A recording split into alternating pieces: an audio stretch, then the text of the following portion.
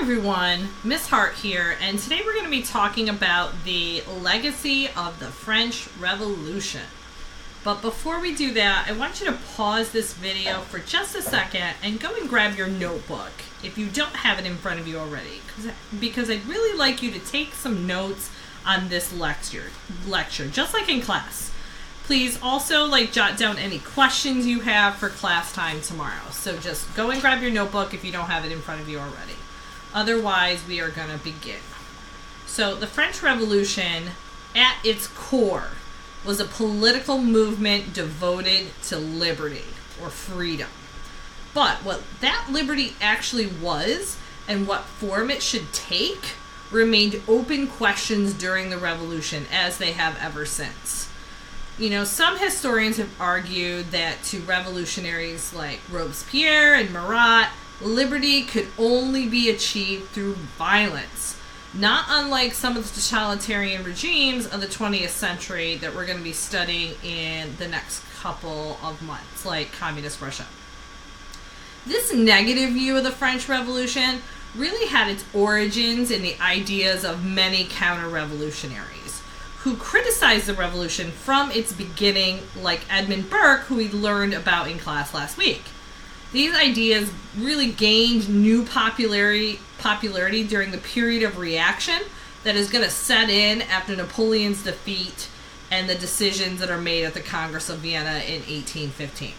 It's at the Congress of Vienna, which we also learned yesterday, that the monarchy is restored to France and many other nation states around Europe that Napoleon had conquered.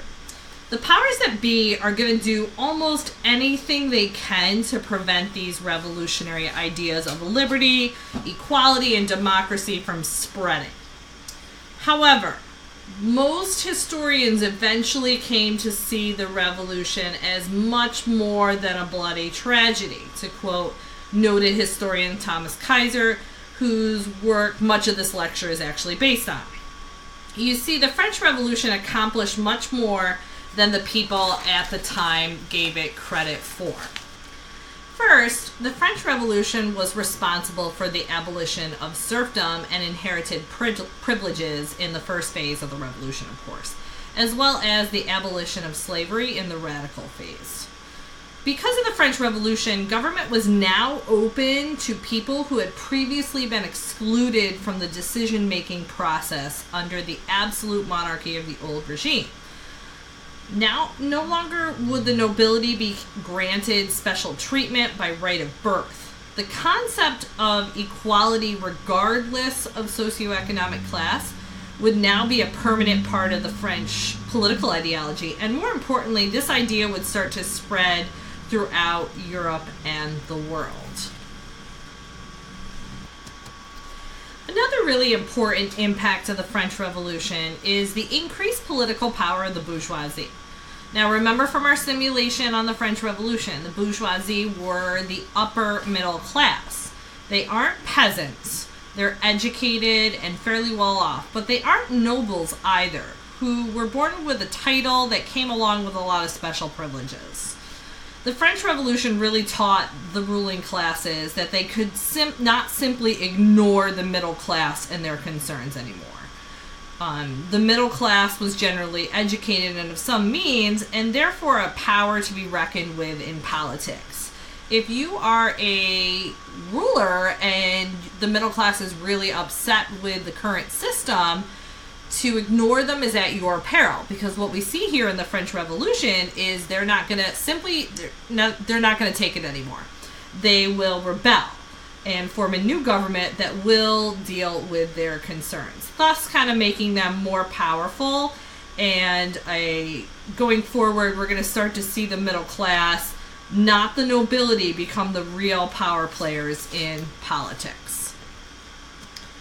One of the most important contributions of the French Revolution was it really made revolution part of the world's political tradition. The French Revolution really provided not only inspiration, but a plan of action for 19th and 20th century people. Remember that the French Revolution is part of the Age of Revolutions, which starts with the American Revolution in 1776 and continues on through the Haitian and Latin American revolutions of the early 19th century. In addition, the revolutions of 1830, 1848, and of course the Russian Revolution of the early 20th century are all going to be modeled after the French Revolution. Revolution is going to be an instrument of political change from the late 18th century through the present day. What this means is that this is going to inspire other people to rebel. The French Revolution is the inspiration for all the political revolutions that really come after it. The French Revolution also promoted nationalism. Remember from our lesson in class the other day? Nationalism is pride and loyalty in your country or your nation. The French Revolution really helps form a unified French identity. As a result of the French Revolution, people no longer saw themselves as subjects, but a society of equal citizens. This is going to be really important going forward, as it's citizens, not subjects, who are going to be the ones who are loyal to the French nation and are willing to lay down their lives to protect the nation from its enemies. And remember, at the time period, France had a lot of enemies. Also, remember when we listened to the French national anthem in class? That's nationalism. This was especially true under Napoleon's rule of France. A lot of nationalism. Remember all those paintings of Napoleon and those victories he gave the French people with his grand army? Nationalism. In addition to increasing nationalism inside of France, Napoleon also increases it amongst the nations and empires he conquers. Basically, the Spanish, the Italians, Germans, no one wants to be ruled by Napoleon or his stand-in. People are starting to think that if they share a common language, culture, and history, they are a nation. And nations don't want to be controlled by foreigners or part of someone else's empire. But just remember, although Napoleon increases nationalism in France and helps indirectly spread it all throughout Europe, he isn't the origin of nationalism in France. The revolution is. Okay, finally to wrap up, the legacy of the French Revolution is long and widespread.